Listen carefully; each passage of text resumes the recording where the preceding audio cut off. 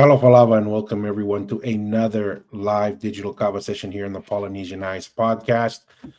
It's been about a week and a half. It's been a long week and a half, 2 weeks here in South Central Texas. I've spent a lot of time on the road last couple weeks and also got a little sick and, was in Ohio, was in Pennsylvania, also spent some time in North Carolina. And through the travels, somehow, I don't know if it's the cold weather up north, man, but came back with the plague. Been struggling with it for probably just over a week now.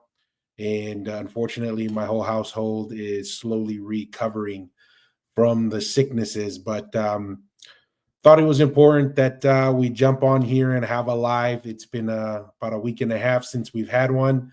And, once you get out of a habit of doing something, you just stop doing it. So gonna look forward to continuing here. As everyone may know, we are running live here on Facebook, YouTube, Patreon, on X, and last but not least on Instagram. So we'll continue to run these live sessions. We typically try to shoot for at least one live a week. Also, just as a follow-up on some of the episodes that we have running online, we do have the part 3, the final part of Xiaoxi Ilayu. That'll be coming out this coming week.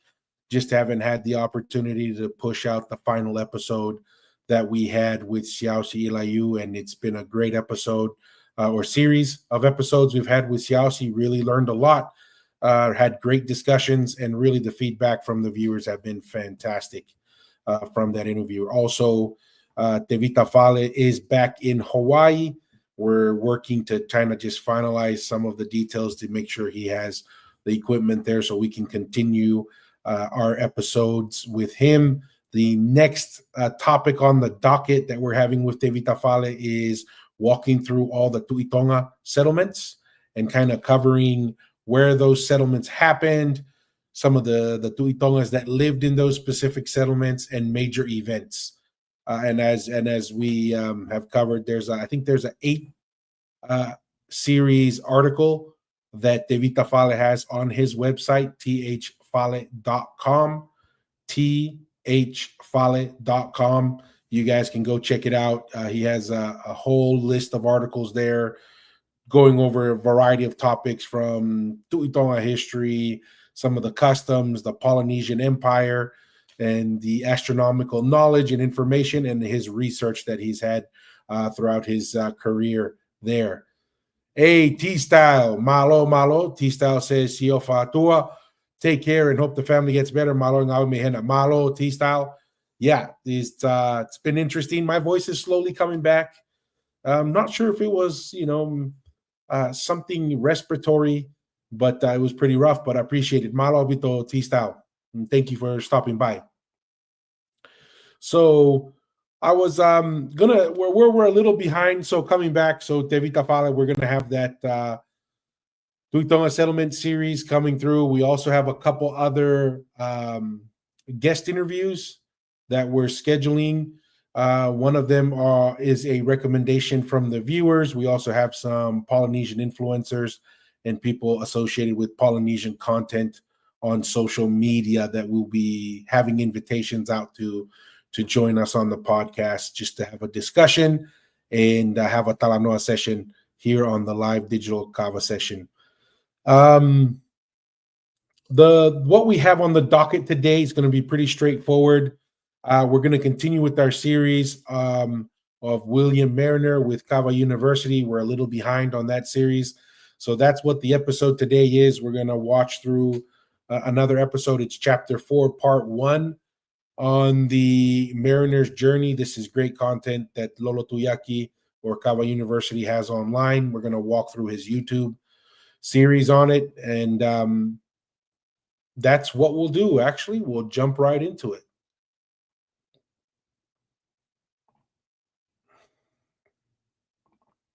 Make the switch here, bring it to the screen. We'll go full screen and we'll jump into it. Chapter 4. I'd like to welcome everybody back. Happy New Year. Merry Just to double check, if you guys can't hear the video, let me know. Every once in a while we have technical difficulties. So if you don't hear the video, give me a heads up in the chat. Malo. Merry Christmas, Happy Holidays, and whatever else since the last time we met. Sorry it's been a while, but we're back and I'm going to try to keep going. Let's just keep going through the story. We're on chapter 4 now. Just the recap of chapter 3, or Tupo Niwa is the high chief in Vava'u now. Right, Vuna left is Tupo Niwa. Comes down with all of his canoes and his warriors down, and they stop by. Just as a reminder for a lot of the viewers, this was something that we discussed a little bit on the previous episode, if I remember correctly. I find it interesting that after Ulukalala and Tupo Niwa assassinate the Tuikanukupolu, when they come back, they are met by certain resistance in Ha'apai, but many of them flee to Samoa when Ulukalala and Tupo Niwa come back after the assassination. So I find that a little interesting that a lot of these quote-unquote nobles leave Vava'u and Ha'apai and don't go to Tongatapu, but they go to Samoa for refuge. There's a couple, ideas that came to mind as why that was the case. Obviously, with the Tuikanukupolu coming into running the administrative state, they not only import a lot of support from Ha'amoa to come to Hihifo on Tongatapu, but there could be a real, just from looking at how people behave when there's war and there's chaos, the fact that many of these quote-unquote nobles or ho'ekis retreat to Ha'amoa brings a couple things to mind. Number one, they're not going to where there is support for the Tuitonga and the Tuihatakalaua on Tongatapu, even though for all intents and purposes it is the same family, but there is more security in their mind to go to Ha'amoa. So that kind of makes me also think, they don't see a huge separation between Ha'amoa and Tonga. And we bring this comment up many times on the episode. We have these delineations between Tonga, Ha'amoa, Tahiti, Tuvalu, Wallis, Futuna that exist today because of colonization. But as we can see from the behavior of this account of the people in there, it was almost like going from one village to another. Going from Ha'apai, Vava'u, and going to Upolu or Savai was like going to another village or another part of the Polynesian nation. Because the concepts of Tonga as a quote-unquote separate independent nation, Samoa, American Samoa, French Polynesia, Fiji, these lines did not exist. And so this kind of reminds me of that discussion that we had, is as we observe how people are behaving in these accounts, it gives us some insight, or at least some idea of how people perceived other islands, right? And how they interacted with each other and the relationship amongst the people in those islands. And one thing real quick before we jump back to Lolo's commentary here is Captain Cook, I think, was the first one to identify Polynesians as a nation. And it intrigued Captain Cook significantly that he said, I don't understand how this nation, and he was pretty much referring to Polynesians, they spoke the same language, had many of the same religious beliefs, and also had the same culture and political structure in many ways, were similar across the different islands. He saw it as a nation, people behaving and acting like a nation would. So, we're hundreds of years drawn away after that, thousands of years from the Tuitonga Empire being in full effect throughout Polynesia. But once again, this is why it's kind of cool to walk through this and observe how people are behaving, because it can give us some ideas on how to understand the relationships that our ancestors had with each other in the Pacific and especially in Polynesia. And pick up canoes and warriors from Ha'ano, Foa, and Ha'apai, Rifuka, and they're in Uiha. And by the time they get to Uiha, they go to Pagaimotu, which is about a mile away, just north of Nuku'alofa.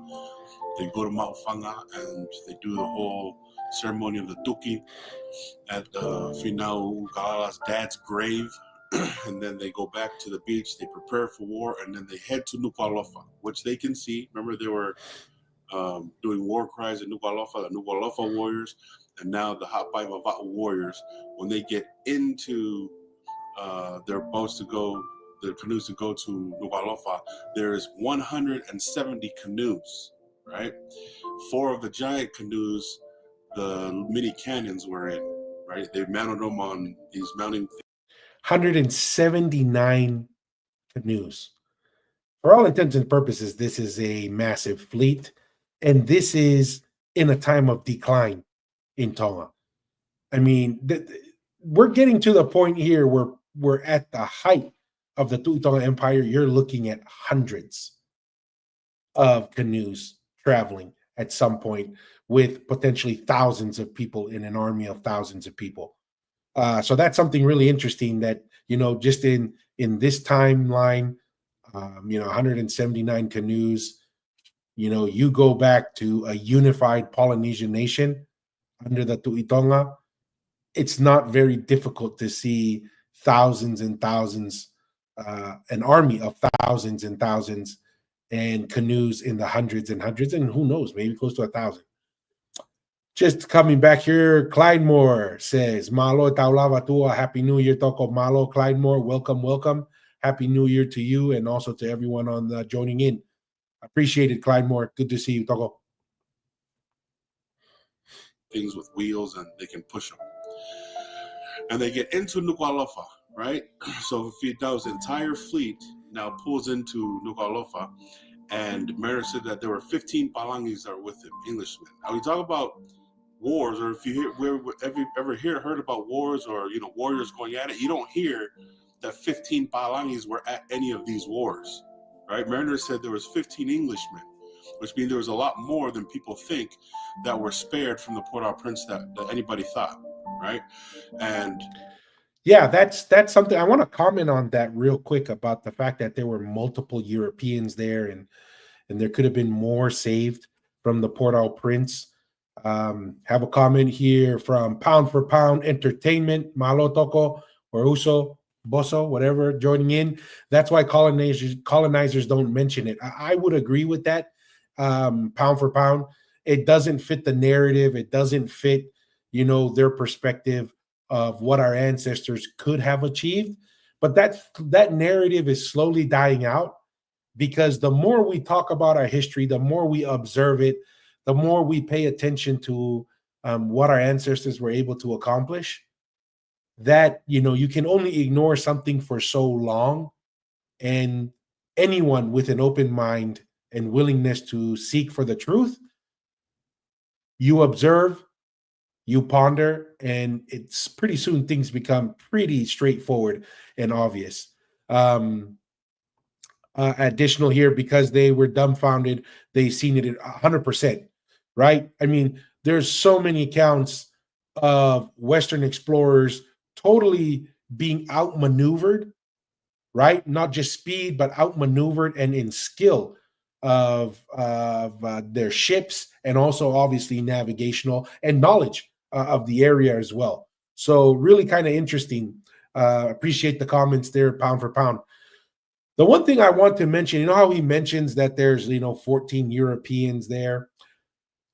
We were gonna bring this up on a previous podcast, but there is a list of ships that have been found sunken throughout Tongatapu and Hapai and Vava'u. Throughout Tonga, there are European ships that were sunken and burned and abandoned, just like the Port-au-Prince. So yes, it could have been multiple people additionally saved on the Port-au-Prince, or it could be people who running away for bad behavior, or survivors of other European ships that were saved, just like Tokiuka Mayor William Mariner saved. So that's another interesting thing, is the Port-au-Prince was not a one-off. It looks like this was a relatively common practice with the Tongans and possibly throughout all Polynesia for who knows how many other ships were raided and burnt throughout Polynesia. They get there, and 8 of them are armed with muskets. We already know that there are 8 Hawaiians there that know how to use muskets because they used muskets in Hawaii. The High Chief Kamehameha had muskets. And also remember, these quote-unquote Hawaiians had no issue communicating with the Tongans. And when the Samoans were there, no issue. That just goes to why Captain Cook identified Polynesia as a nation. I know there's a lot of people out there. It's like, oh, that's silly. Oh, a Polynesian nation.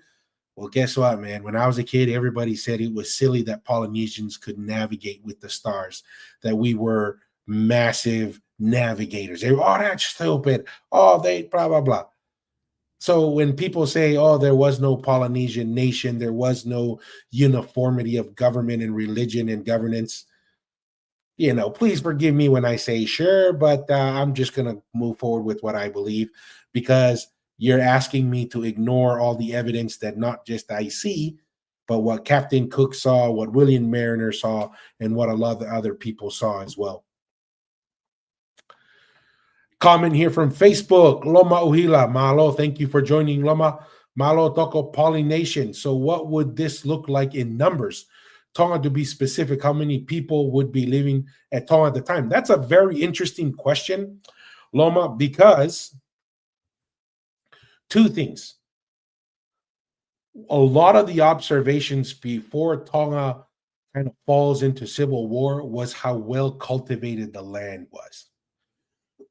Right? So for how well and how cultivated the land, that leads to big questions, right? How big were these populations? We've gone over some of the studies that have been done on settlements on Tongatapu, kind of in that Toloa, Fuamotu area, where they've already identified that there was urbanization on Tongatapu, right?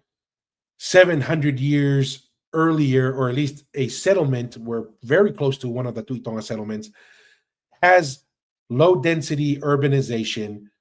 It has hundreds of mounds spread out. I mean, right now there's 100,000 people in Tonga, right? 60 something thousand on Tongatapu. I wouldn't be surprised at the height of the Tui Tonga it was higher than that, just because of the quality of the life that seems to have existed, how peaceful, the stability that the Tui Tonga political structure provided meant there was very little war, very organized political, social, religious structure. So that allows populations to thrive, right? And another thing another testament to that is you look at the ruins. You look at the Tui Tonga's residences, the 10,000 plus mounds they found throughout Tongatapu.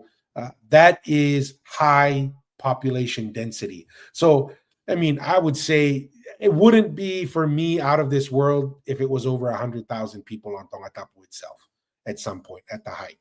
So, and then when you're looking at throughout Polynesia, right now in Samoa, between the Samoas, there's like what, 4 to 500,000 people there, roughly, right? I mean, you're looking at a nation that had millions of people, a couple million people, right? It's nothing to spit at, to use a famous Texas phrase.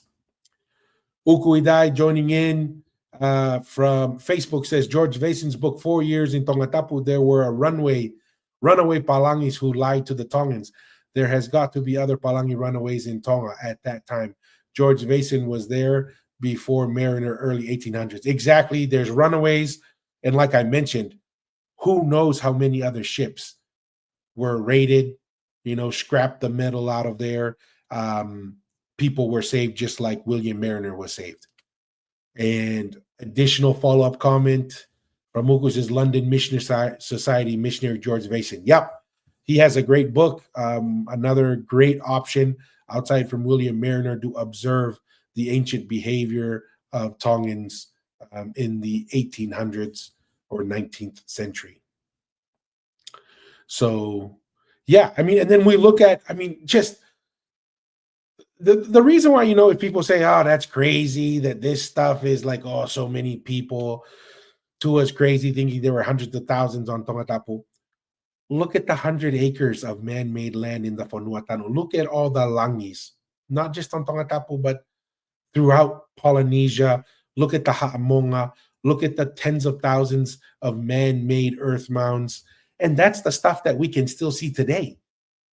Who knows what else was made back then out of wood or more perishable structures.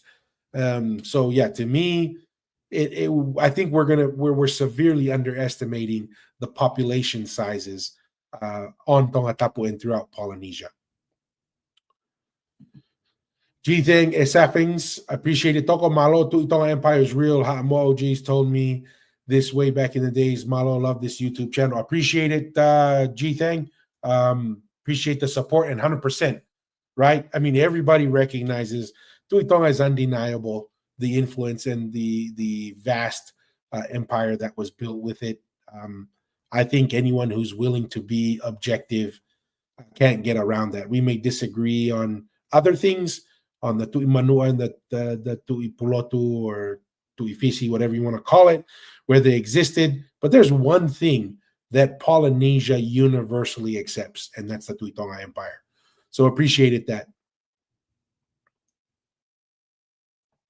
So now you have 8 Palangis, 8 Hawaiians with muskets. They pull in the entire fleet. If you can imagine, 170 canoes and a few giant canoes.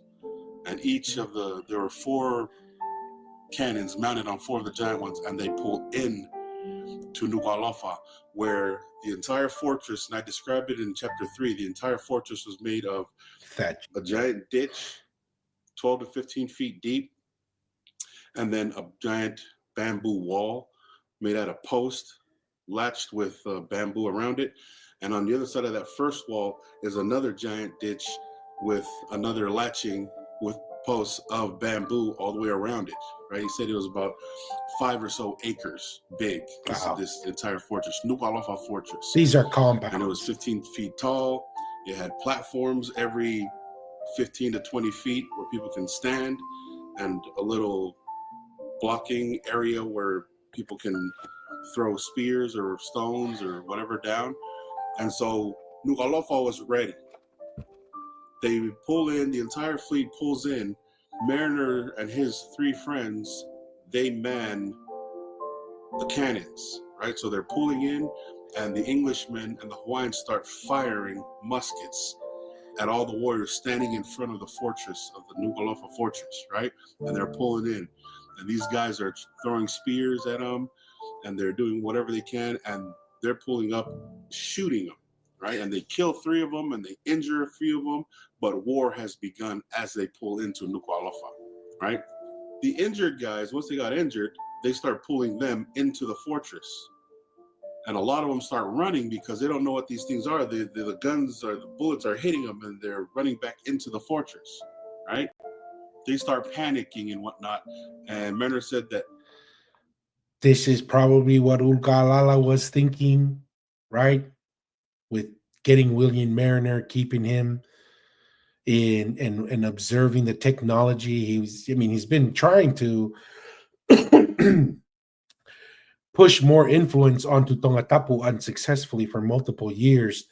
And now with this technology, it's really turning the tide. Not too different from,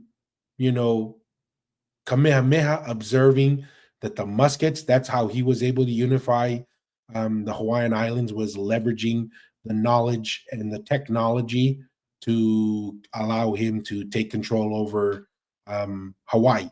So we're seeing a similar thing here in Tonga. Most of them ran in, but 40 of the bravest guys just stood right in front of where the beach is, waiting for the canoes to get there to fight. Yeah, see, this is the challenge here of not doing this for the love of the game. Is we don't quite have the paid version for YouTube, but we'll have some discussion on the background as this commercial works through. But this is definitely an interesting time with Tonga.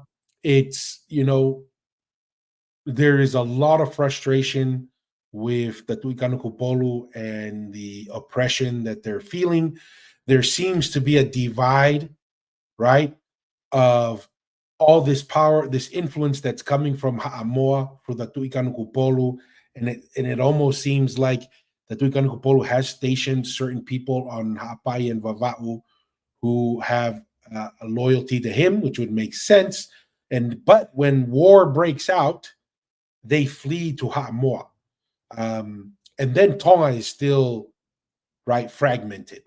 Tonga Tapu, I mean. Tonga Tapu is fragmented. You have a fort there in Nuku'alofa. There's, Pea and all these other places. So there's a bunch of Kolotaus there. But it is not a unified. It's destabilized government, and there's chaos. And so now you're getting all these warrings that are going on, trying to bring back or people trying to vie for power that comes out of that chaos. So let's come back here and get this rolling again. While they're pulling in and shooting and whatnot, eventually they get onto the beach and they start fighting on the beach. You have the people with the guns and then the warriors in front of them fighting, eventually beating them back into the fortress. Now everybody's in Nuku'alofa now. The Nuku'alofa guys have ran back into the fortress and they've closed the doors. As I've said before, the doors were giant doors and they're made out of. I find it interesting, Dale. You see 179 canoes coming in, right? And you leave 40 guys out in the front. Wonder what the thinking behind that was. Is that just like, a little challenge? Just to kind of spite them in their faces, like, we're not scared of you. Come here, let's just duke it out. But 40 guys is not going to stop 170 plus canoes with, hundreds of warriors on it. So I find that a little interesting in the tactics. Wonder what's the driver behind that behavior. If it's just, the warrior spirit, it'd be rude not to welcome you. So yeah, it's kind of interesting. Yeah, comment here from T Style. It's like their millionth time building those forts. Well, and that's the advantage of the materials that they're using, right? Earth, you can repair it. It's quick to repair using the bamboo and so forth. So yeah, and it sounds like they were expecting these guys to come. There's like the season of war. It's like ancient Israel, right? When David, there's the season of wars, and David should have been out fighting in the war season. No, for siya now, instead of going to war, got himself in trouble. But it looks like everyone was expecting Ulukalala and Tuponiwa to come. So yeah, they're rebuilding that stuff for the millionth time, like you said. Coconut trees cut in half, stacked on top of each other, and they slide back and forth like this, and they slit it. And now they're shooting arrows from the outside and stones from the inside. I mean, while the war was going on, while the battle was going on, they start taking the cannons out of the giant canoes, putting them onto the ground and mounting the cannons onto the wheels. So they pull it on and they set it on into the water, but on the shallow part of the reef, and they pull in close as they possibly can to the fortress. Now, a chair brought off of the Port-au-Prince was set back far enough back behind everything, behind the warriors, where the beach was. You have the warriors right here with the cannons now set and all the canoes set, and then behind them in the water, in the shallow part of the reef, they set a big chair there that they brought off the Port-au-Prince for now to sit in, so that he's not close to the war, so that he's not close to the battle, he doesn't get hurt. They have him back there. And then everybody else. So if I was on the beach, Finau would be sitting back on a shallow part of the reef in a chair to watch what's going on, right? And now the carronades are set, the mini cannons are set. Now they start firing into Nuku'alofa. Dang. Arrows are coming out of Nuku'alofa, stones. Sounds to me like if they didn't understand that these smaller cannons were coming, they should have. If they understood this, they would have made their full stand maybe on the land, because once the cannons get on, it's pretty much game over for them. But obviously, I don't think they knew what was coming. Whatever else is coming out, and they're basically watching, dodging, and the front guys were being protected. The Palang guys that were manning the cannons, including Mariner, was being protected by the warriors that were standing in front of them. They're basically shooting things out while they start shooting the cannons in. And they stand there and they're shooting cannons. They're shooting muskets. They're shooting cannons into Nuku'alofa now, right? And this goes on for about an hour or so, to the point where now not that many arrows were coming out. So they knew that it was working.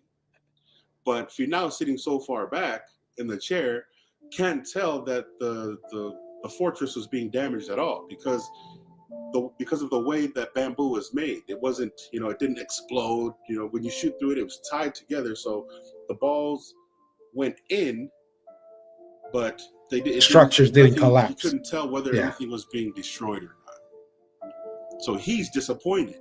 Now Finau's sitting back there like, all right, what's going on? You can't tell.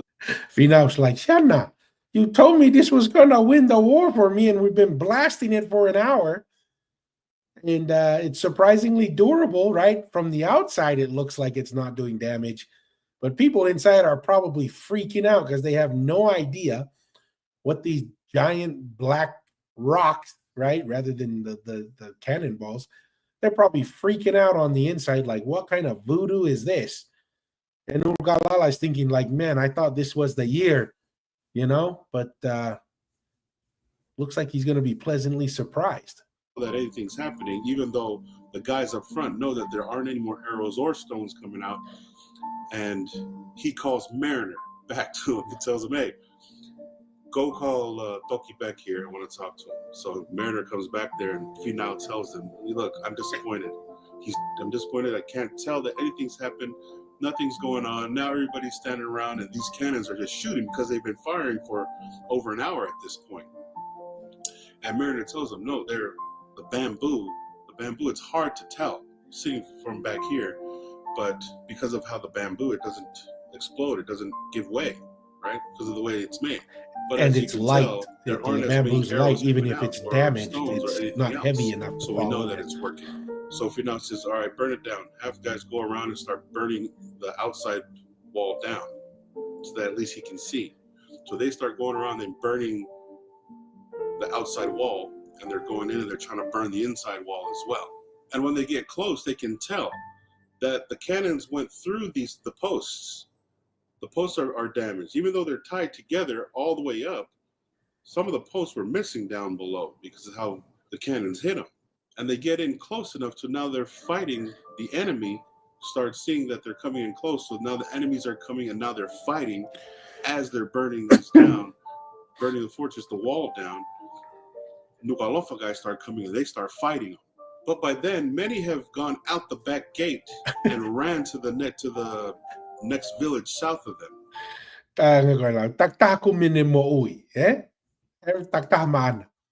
Yeah, man. They're probably freaking out. What the heck is this stuff going on? A lot of them, when the cannon started, the gunfire started, a lot of them opened the back gate and they started running out the back. And they didn't know that until they got close enough to realize that a lot of them were running out the back and escaped. So they set a bunch of men back there, but by this time, the cannons are only shooting blanks. So just like, I don't know if you've been in Tonga, but Fanapitu, how they just make the noise. Now they're just firing the cannons without shooting anything out of it so that they don't hit any one of their guys. So they have a bunch of guys set out back for anybody who tries to escape out back. And Mariner said they were placed there to start knocking brains out. Oh, that was their job. As soon as somebody shows up, they're going to take their club and knock their heads open, split their heads, right? And once they figured out and found out that a lot of them were gone, and there were only the injured and whatnot that was in there, they start going in and giving the inside of the fortress battle, inside of Nuku'alofa. And now they're just going in and killing. They start killing. They're just going in there and starting to kill people, right? I mean, they were dead the moment those cannons hit the shores. That's really what it came down to, man. Like I said, I don't know what the thinking was with the 40 warriors welcoming party. Should have been 400, if not everybody should have been out there to meet Ulkalala, because once those cannons hit the ground, oh, sí, that's the end. Ya se acabó todo, como dicen, right? So, very interesting. Ulkalala is going through a range of emotions now, high emotion, visiting his dad. Seems like there was some kind of desire to unite Tonga again, a vision maybe we shared with his father. Who knows what's the storyline there? Should make some movies out of this stuff. Then they coming on to fight, gets the cannons, boom, boom, boom, all kinds of noise and so forth. Seems disappointed. Then next minute he finds out, he's already won the war when he thought he didn't see anything happen. So this is really swinging of emotions and momentum. But while the cannons are going off on the beach, they start killing everybody, man, woman, and child. Everybody starts going in. He said that the men still war whooped, right? The warriors went in war whooping, but the men that were in there injured, women were laying with them and, holding their men and their children. And the warriors themselves that were on the ground, they were still war whooping against them and, yelling back and forth at them. Some of the women were screaming, some of the children were screaming, and Hapay and Vavao guys were going in and they were just start slaughtering. Can you imagine that? I mean, that's like samurai level stuff, right? I mean, just imagine cannon shoot through, blows your legs off, cuts you in half.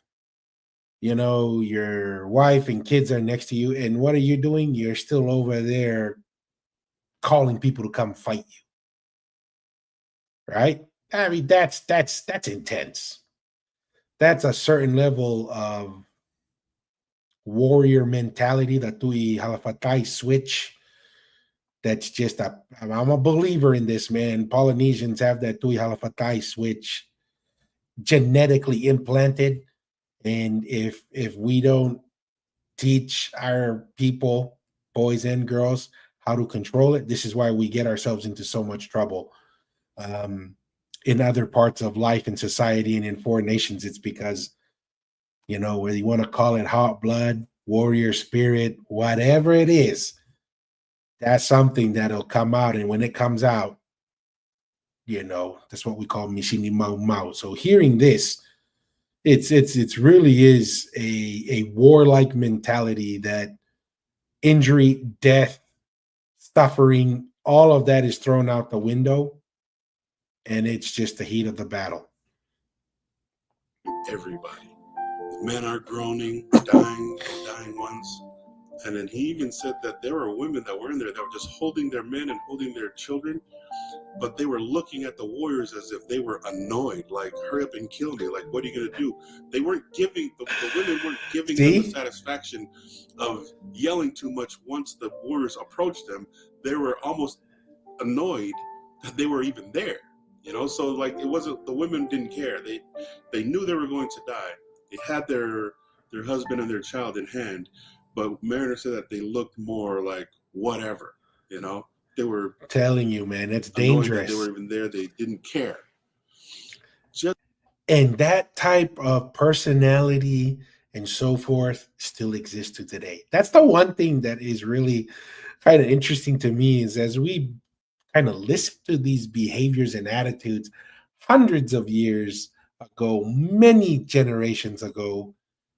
But then when you look back at your life growing up and your friends and your cousins and stuff, and you're like, so much has changed, but so much is still the same, right? This is interesting. Just so that they don't give them the satisfaction of fear. Like, you may kill me, but you're not going to conquer me that way. I'm not going to be afraid of you. That's what I understood of what he was saying.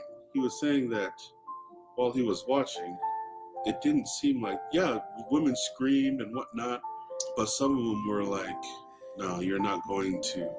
Don't think that just because you're killing me that I'm afraid of you. That's the look that he was getting from the women, which tells you the I guess the ferociousness of all these people, and how even till death they weren't going to allow you to think that they were scared of you.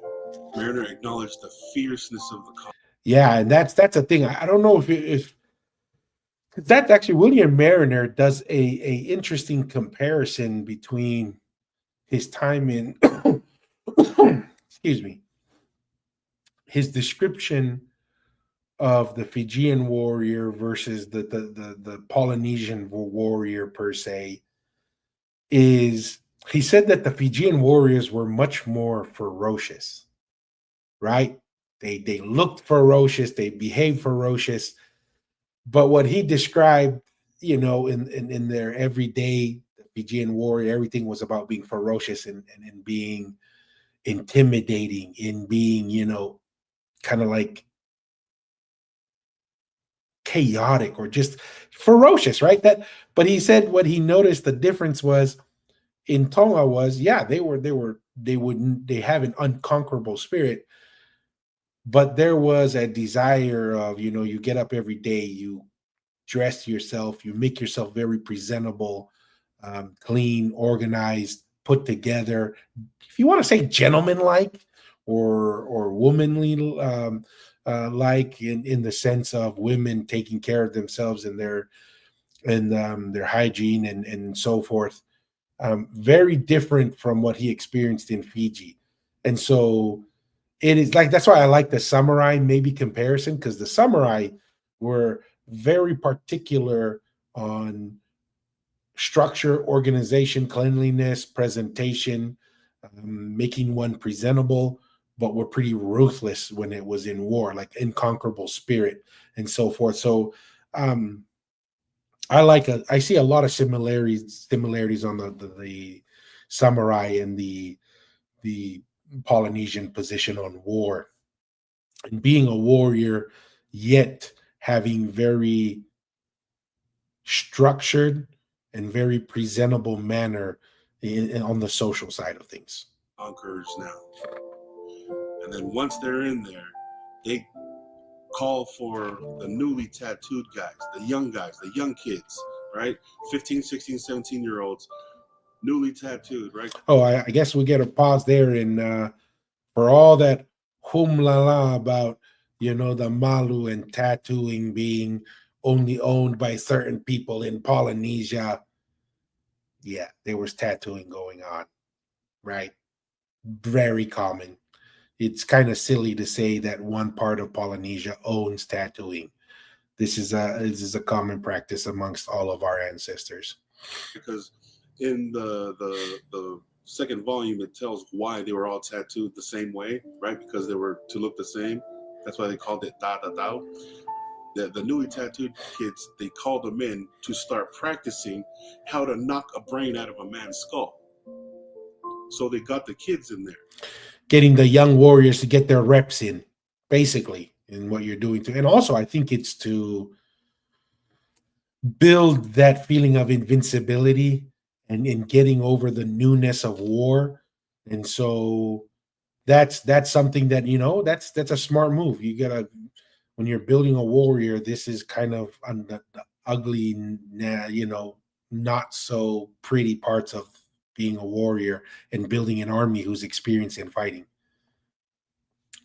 Hey, Mike's Oaksmall says, Malo whakahule tau historia whakafonua, tawola me hono ngauhi, le soni moyanga whakatonga. 100% Mike, appreciate it, malo abito. and now they're walking through, and it was. So this book called Six Figures from Scratch is designed to keep open. Pause that real quick, wouldn't talk about it, but yeah, that's one of the reasons why Mike, with going with your comment, one of the drivers behind the podcast here is, at the very least, have more people have conversations, have discussions. The more you talk about it, the more you think about it, the more you look into it, the truth will reveal itself, right? and the truth will set you free, as they say. Obviously, on the podcast we have our perspectives on the Polynesian nation, the Tongan Empire, what the capital, the origins of Polynesia, from our perspective. Others have theirs. We can have these ideas compete, but at the end of the day, who's right, who's wrong? No one's always right, no one's always wrong. But having these discussions allows us to, at the very least, eliminate bad ideas. And unfortunately, we see and hear a lot of bad ideas of what our history is, where we come from, what our ancestors were able to accomplish. And those bad ideas proliferate a little too much. So at the very least, through the podcast and through our discussions, if we only achieve the slaughtering of bad ideas, that would be well worth it from our perspective here on the Polynesian Eyes podcast. Child, kill everybody. Anybody you see that's alive. And perhaps some of them went in there that didn't want to kill a live person, probably practice on a dead person. I mean, that's what I would do, because I don't know. Yeah, you got to get it out of your system. I mean, but I can only imagine going in there. But that's just the way it was back then. Come and practice. Your turn. That one right there. Go. You know what I'm saying? It's crazy. But they treat it like it was nothing, right? It's almost as if, because when I first got to Tonga, that's how they trained me to chase pigs down, because I've never chased a pig down. I'm from America. So here, go. Clyde Moore says no more Ufi Mounds. We'll visit the Ufi Mounds when we can. Yeah, because we want to eat it. Go chase it down and hold it. And when it starts screaming, you're like, I don't know if I really want to do this.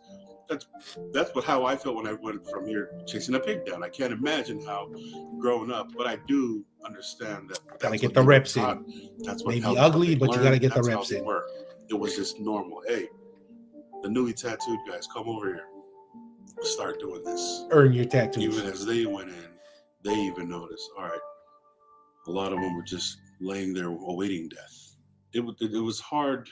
It was hard for him to really contemplate as he walked through Nuku'alofa and understand, like, the picture was horrible. It was terrible, because they took cannon fire, they took musket fire, and now they're taking probably all over the place, clubs and spears.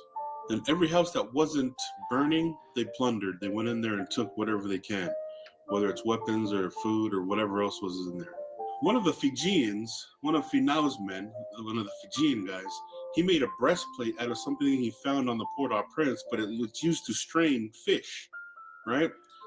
So we have people from Hamoa, we have Hawaiians, we have Europeans, we have people from Vava'u, Ha'apai, and now Fijians, right? We are having a diverse population going on here. So I'm not aware, and maybe if you guys are aware of other accounts throughout Polynesia, that it is so common to have a variety of different people moving about or being collected throughout Polynesia in those areas.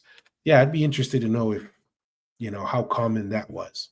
So it is of thick netting and latchet, and so he put it on himself, and it was at least protective around, but right in the middle was that strainer part, right?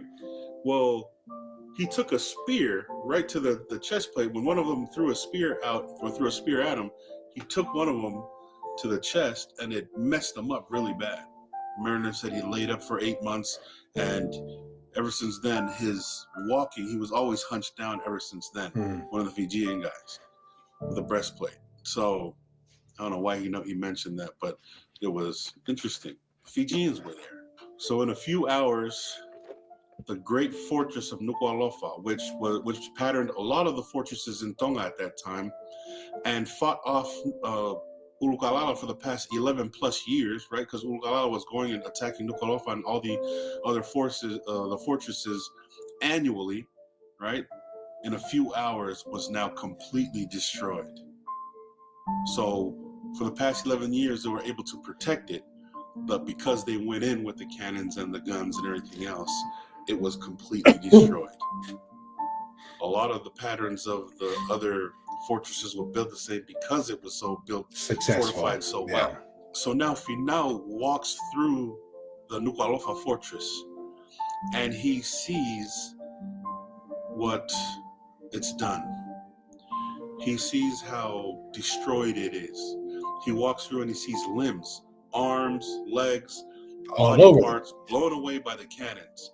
He sees their giant canoes, and he was shattered to pieces, right? Amazed and astonished at the damage that the cannons did, to the point where he almost felt sick to see this type of damage. Mariner said there was 350 plus bodies just laying around in pieces. Also with the young men going in and practicing battle. Finau expressed his amazement. I find that a little interesting that bothered him. I just wonder if in his mind he's like, well, what's the point of taking over this fort if it's all damaged? All the ships are damaged, everybody's dead. The fort itself is, indefensible in many ways. So yeah, I won the battle, but is it really, I don't really have much to gain from it. Maybe that's where his kind of disgust and maybe, in his mind, because they don't have any problem of, using the survivors as target practice. So it's not the carnage, I don't think. I think it's him just looking at, well, what's left? Is this really, what do I have to gain from this? So I find that interesting. He's obviously not bloodthirsty, right? He's not finding joy in just the carnage and the blood.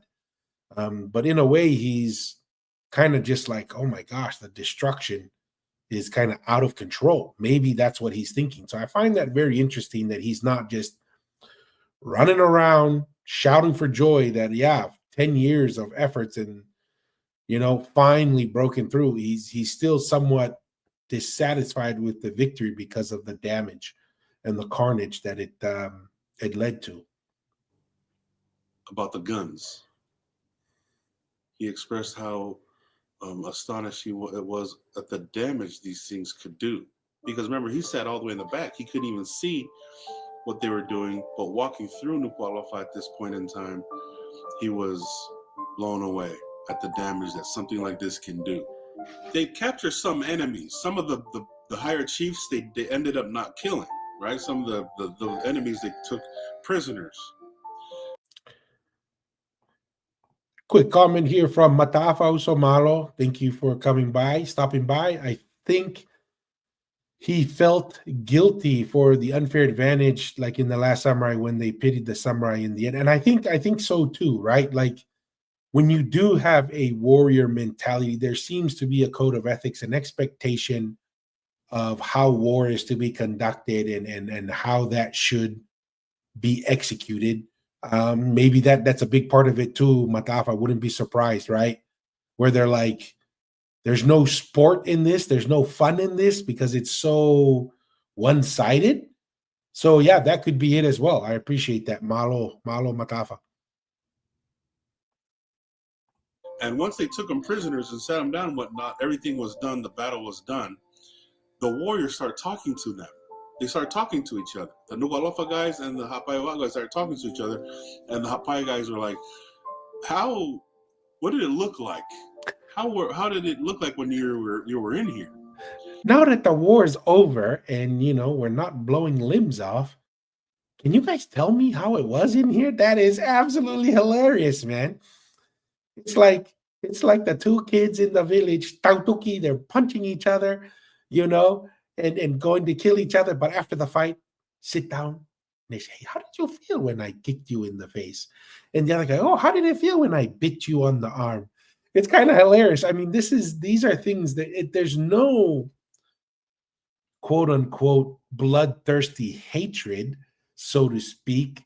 But but as shown by some of the warriors and the women, there is no submission either, right? So this is it's a weird kind of dynamic that we're seeing from how people are behaving in the conversations and how, the topics are switching now that the war is basically over.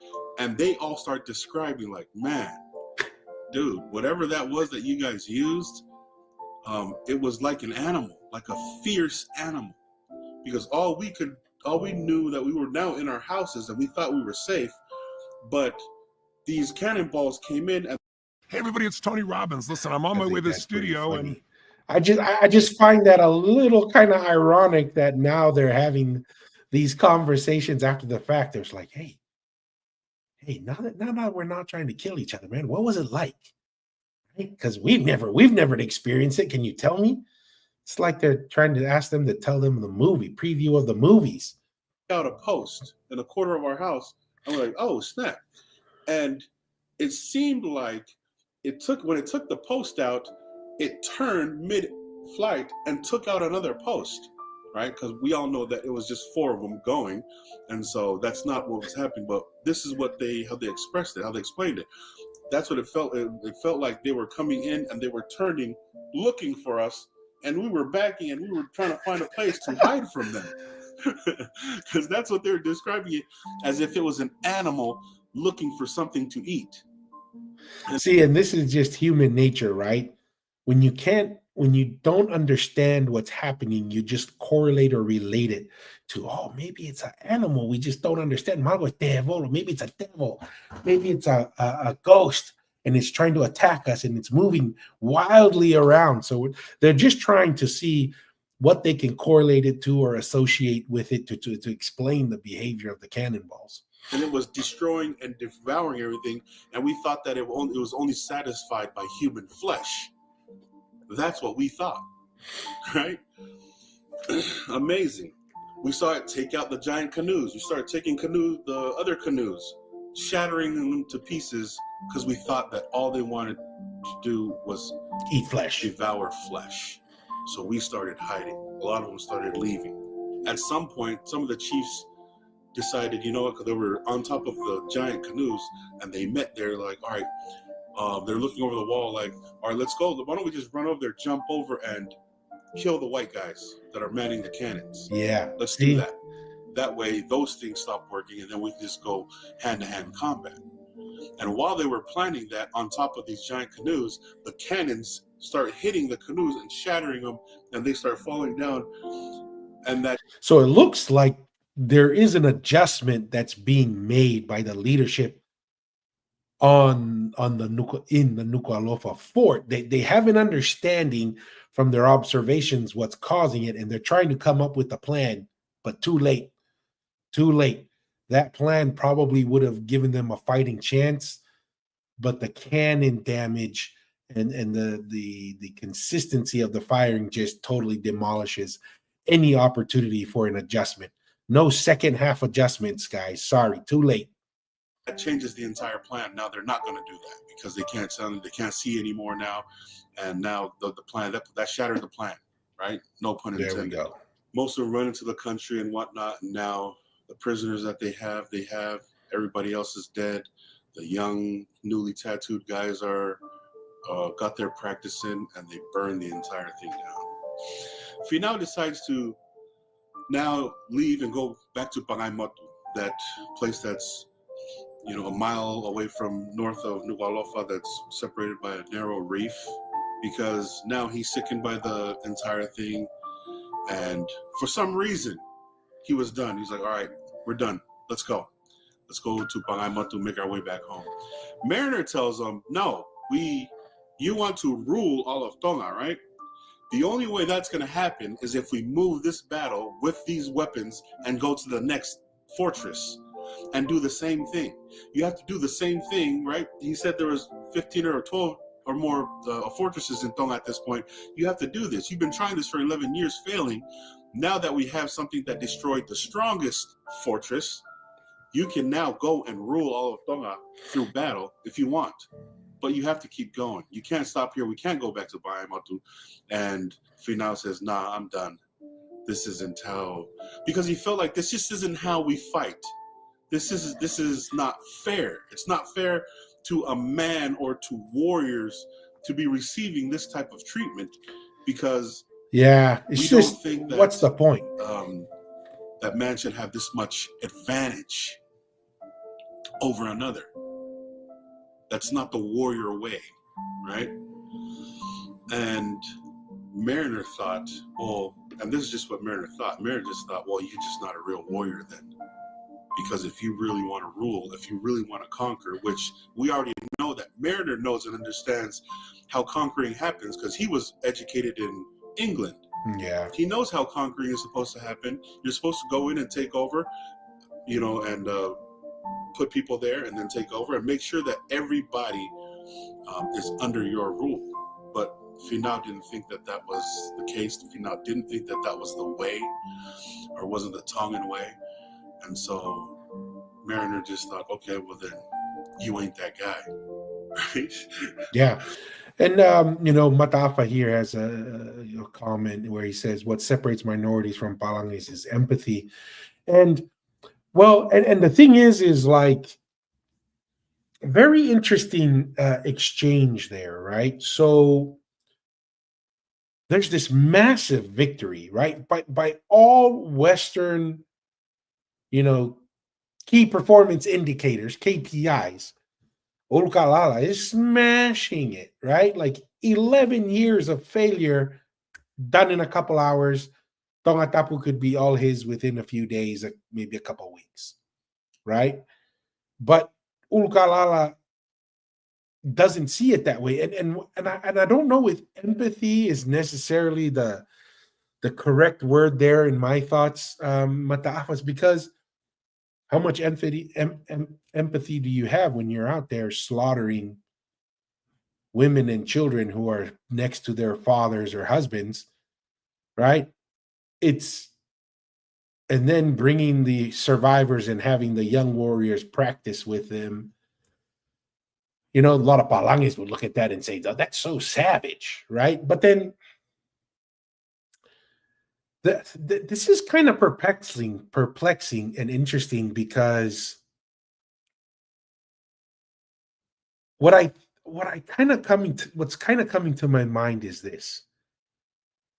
The question that very few people ask themselves when they want something or to achieve something or when they're given something and accepting it is the implications of what's happening.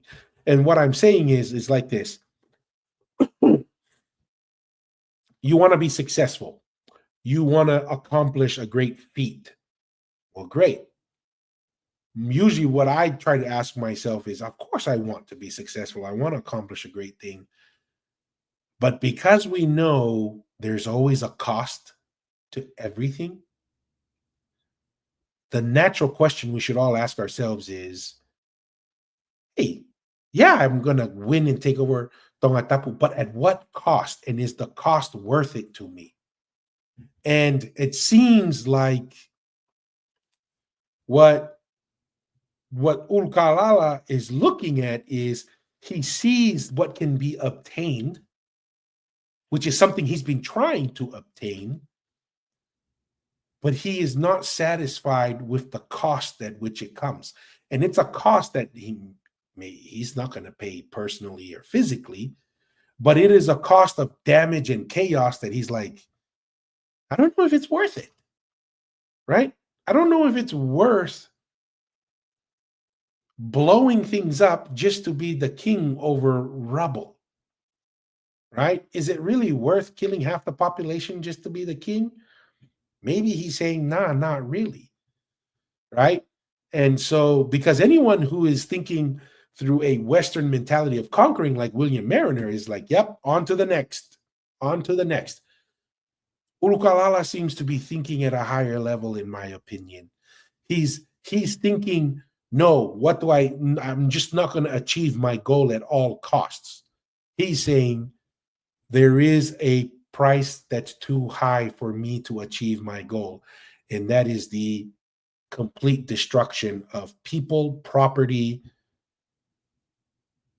that I'm not willing to pay for. Or at least at the moment, he's saying, I'm not satisfied with the price that's being exacted to win, or at least to win in this manner.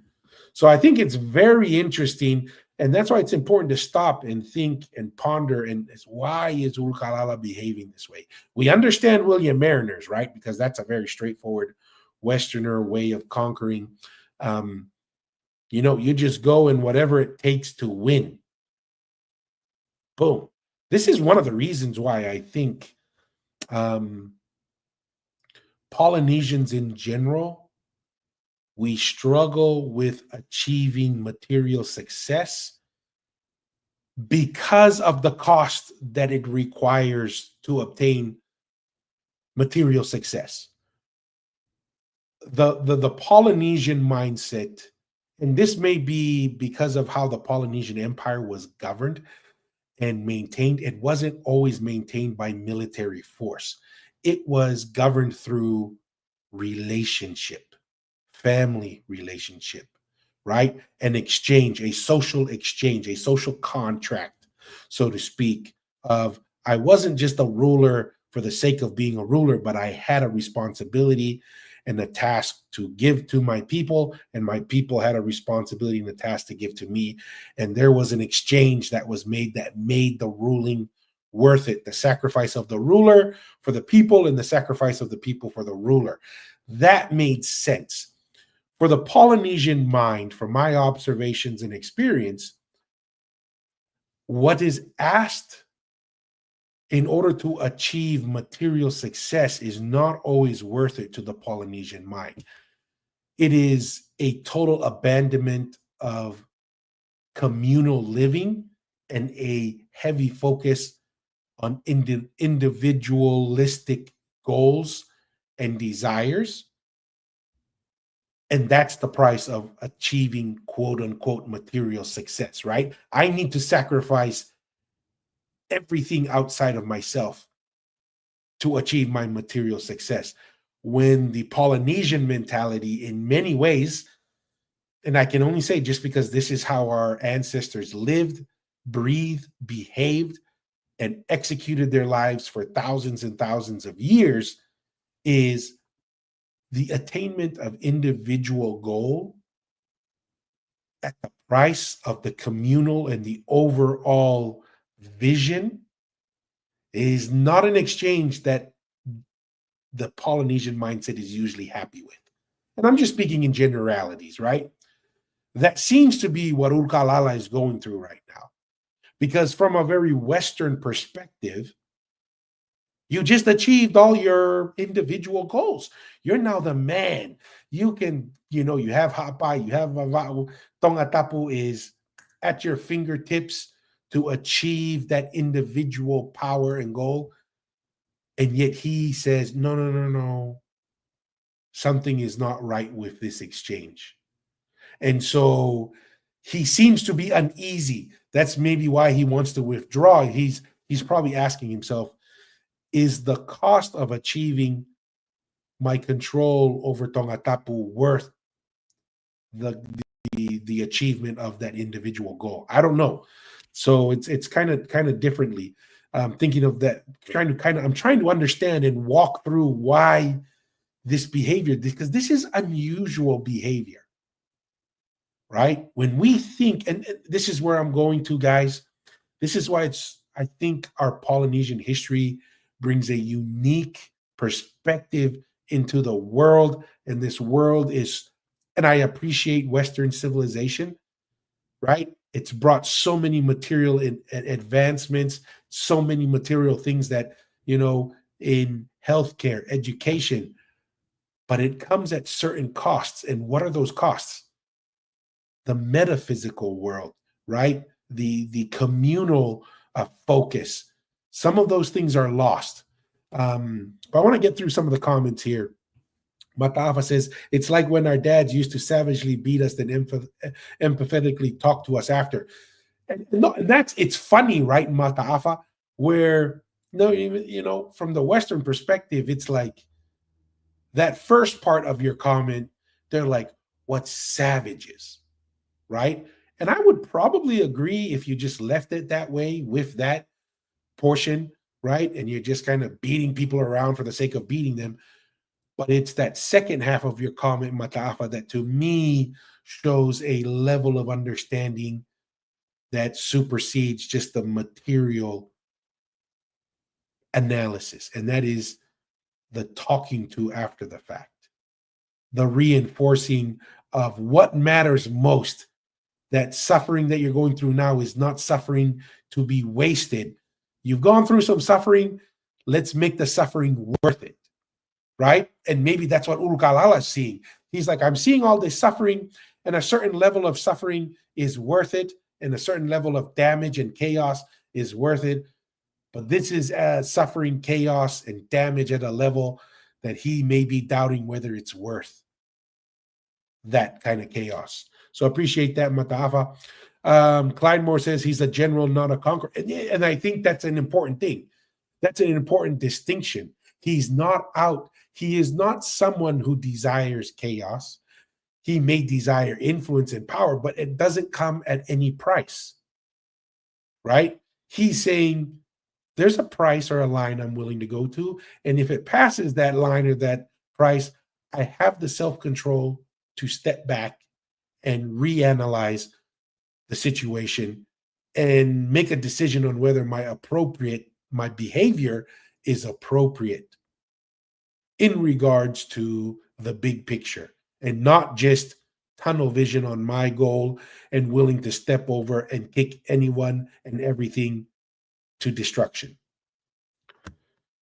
T-Style says, I would say it's more principles on Urukalala's part. Yeah, and that's what's kind of interesting, right? The T-Style is there are certain principles, and that's why I think it's important to stop and really think through this, because there seems to be, some principles of knocking people's brains out. No, that's not a big enough thing to be concerned about. But looking at the cumulative effect of the destruction, there are principles there. So there are things that he's looking. Let me put it this way. There's the micro and the macro. It seems like on the micro individual level, Urukalala doesn't seem to be doesn't get too carried away with those. But at a macro level, at a 30,000-foot level, the forest, the forest amongst the trees, he has some kind of vision or principle-driven action for that. Now, chopping down an individual tree that he doesn't like or think is blah, blah, blah, no issue. But when he zooms out on a macro level, that seems to be where he has a lot of his perspective driven from. Another comment here, Mataafa says 100% on the individualisms of the West, contrary to a communal culture. 100%. I think this is why it's sometimes hard for our people. And I don't, and I'm not even saying that it's a bad thing to have as a challenge, right? Maybe attaining material success is not the greatest thing in the world to have if it comes at the cost of the family, right? There is a heavy perspective in the Polynesian mind. The material is to serve and achieve the family or the communal goals, and not the family to serve the acquiring of communal or material goals and wealth. And maybe that's where Urukalala's mind is going, is, yes, we're trying to consolidate power and unify my political and military power, but at what cost? Is the damage that I'm inflicting a reasonable price for the goal that I'm trying to achieve? Mika Losiale, Malo, Toko, have you had a look at Non-Madol, the lost city of Micronesia? Just the fact they use Kava as well? No, I have not, Mika. And maybe that's something we can dig into on a future episode. I appreciate you bringing that up. Non-Madol, I've never even heard of it. But that's interesting. Malo, Mika, for bringing that up. We're getting close to the end here, so let's plow through this. So, anyways, they gather whatever prisoners they had left. They gathered and they sailed to Pangaimoto. That's part 1 of chapter 4. And I'm only dropping this just because I know it's been a while, but I want to kind of get back into it. That's just part 1. Chapter 4, there's a few more parts, and you'll get my commentary along with the story and along with how I envisioned what it would have happened and it just blows my mind. There's a lot more, right? There's a lot more, and there's a lot of details that I think that Mariner just mentioned but didn't really know from a Tongan's perspective, even though, by then he was, practically Tongan. But a lot of things we didn't know, right? 15 Palangis were at this war, right? There were 8 Hawaiians who were at this war. Fijians. There was Fijians that were at this war. When we talk about battles in Tonga, we don't think that anybody else was there. But yeah, there were more people there than we think, or than we thought, or than we were ever educated and knew about. And so grateful for Mariner for sharing the story. That was part 1. I'll be back with part 2. Like I said, I'm really busy working here at this restaurant here, and I'm just here sharing what I can at the time that I do have. That's why I'm doing it here. Anyways, that's chapter 4, part 1. Stay tuned for the part 2. I'll try to get it to you as soon as possible. All right. This is how to get very interesting. If you want to Mahalo, drop this, Lolo, appreciate it. This is a very, very interesting. There's a. I want to come back to. Let me see if I can get to a couple of these pictures here. I really want to get to. Oh no, this is part 2. No wonder why I'm not getting to the pictures I want. Right here. So very interesting. Obviously, these guys, I want to start with this. I mean, look at the shoulders. I mean, obviously the arms aren't as developed. I think this is the picture of Ulukalala, but a very strong chest. And this could be just what the artist decided to do. But obviously, look at that pronounced shoulder, well-developed shoulder. This is not, or is that William Mariner? No, William Mariner looks different. That's not, so I'm pretty sure that was Ulukalala earlier, but very interesting. Looks like some kind of scar, maybe here. And then I also just wanted to look at William Mariner here. And in this drawing, the things that I just wanted to close out the program today is, as we observe, look at the cleanliness, the organization. This is grass. It's, how in the world did they cut the grass, keep it clean? And then, the hut, the shape of it, open walls, very similar to what they did in Ha'amoa a lot. And then, looks like hopa plant growing here. And then just look kind of similar to what I mentioned earlier is cleanliness, organized, right? Being presentable. William Mariner's adopted that type of behavior, not just from his time in England, but just living with the Tongans and having that understanding, expectation that, yes, war can be brutal, war can be ferocious, it can be deadly, it can be merciless, but that doesn't mean that we have to live ferociously, right? That we have to live in a manner that type of behavior in battle is what drives us, of being bloodthirsty and not making ourselves pleasant, right? That ability to compartmentalize being ferocious, being, I want to say savage, but being a killer for all intents and purposes. But then to close that up, go back to everyday living, to wake up and make yourself presentable, make yourself pleasant for other people to look at. I think there's a lot to be understood and appreciated from our ancestors, and this is something that I think we can benefit from today, especially for us younger generation, as we try to navigate through the Western culture and civilization, and to do what Ulukalala is doing here, right? We should view our experience in the 21st century, William Mariner being everything that Western culture and civilization makes available to us. right? Just like William Mariner gave Ulukalala access to science, to watches, to cannons, to all these things that can be accessed through the West. That's Western education.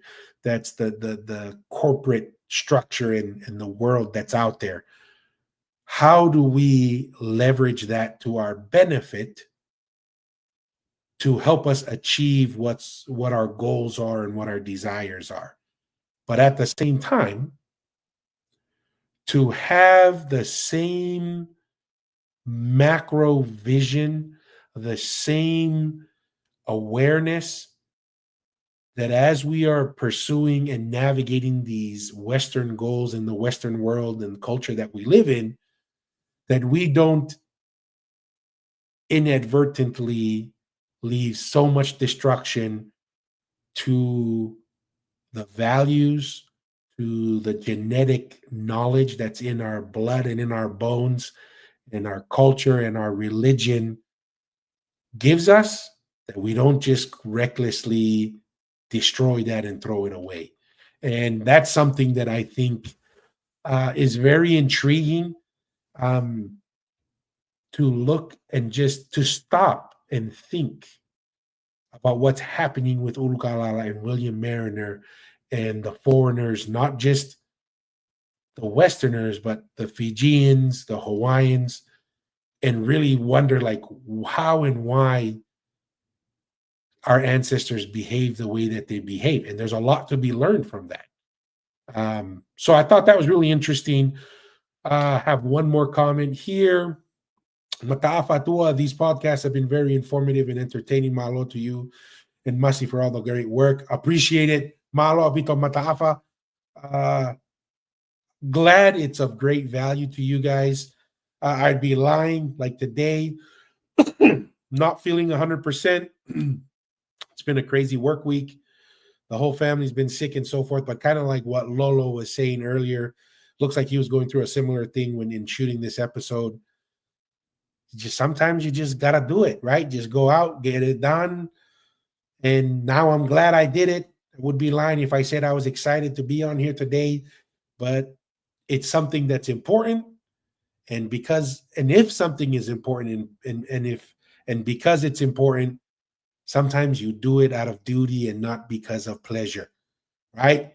And maybe that's what we're learning today from Ulukalala is he was not overly finding pleasure in the destruction and the temptation of power and subjecting of other people and their material, but there is a sense of duty and a sense of responsibility that we should keep in our mind. I know Mr. Atearoa was going to join us today, but some last minute responsibilities came up, which he was doing what he should be doing, but we appreciate it whenever he's able to join. I want to thank all the fans, all the viewers, appreciate all the comments, all the likes, all the shares on the different platforms, on Facebook, on Instagram, YouTube, TikTok. We'll see if Uncle Donald saves TikTok. TikTok is by far where we get the most amount of interaction. But if we end up losing it, we have the other platforms, Facebook and Patreon as well. So with that being said, we are at the top of the hour. Want to thank everyone for joining us. Appreciate all the comments.